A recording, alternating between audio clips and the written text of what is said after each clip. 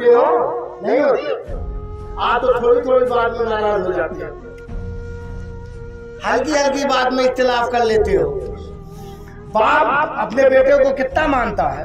बहुत मानता है। लेकिन बेटा अगर बाप की बात ना माने तब आप बताओ क्या करेंगे?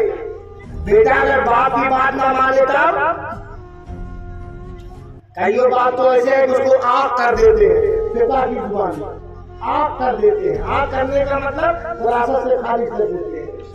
मैं अपनी सारी प्रॉपर्टी से अपने बेटे को खारिज किया, मतलब वल्दियत से खारिज कर देते हैं। क्यों?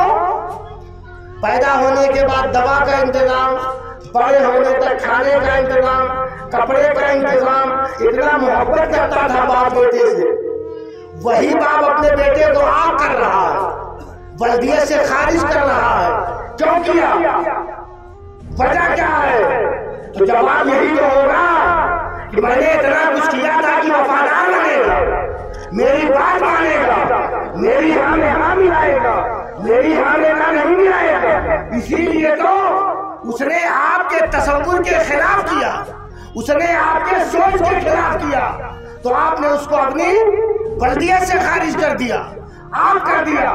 एक उस्ताद तालिबे इल्म पे जान देता था, उसका ख्याल रखता था, लेकिन एक दिन तालिबे इल्म ने उस्ताद की बात ना मानी, इनकार कर दिया, तो उस्ताद ने क्या किया?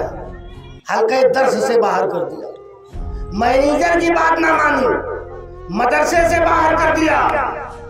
एक पीर साहब मुरीद को चाहते थे, मुरीद पीर को चाहता था, लेकिन पीर की बात नहीं माना, इनकार कर दिया। पीर ने कोई काम बताया, मुरीद से बाहर कर दिया, बात नहीं मानी।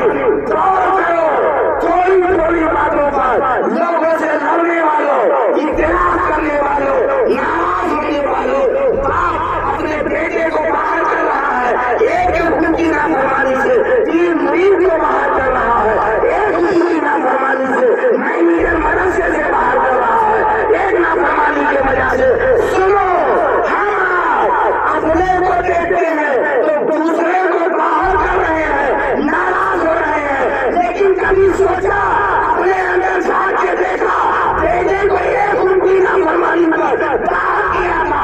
हम अपने अल्लाह की कितना मार रहे हैं, अपने रब की कितना मार रहे हैं। हम नाराज होते हैं तो बेटे को बाहर करते हैं। अल्लाह जब हमसे नाराज होगा तो अपनी भलाई नहीं चाहते डालेगा और अपना आजाद फरमाएगा। अगर आजाद से बचना चाहते हो तो अल्लाह की फरमा बरदारी करो, अल्लाह का हुक्म। सुभान अल्लाह। बेशक बेशक। अगर नहीं मानते हो तो आजाद आके रहेगा, कोई बचा नहीं सकता।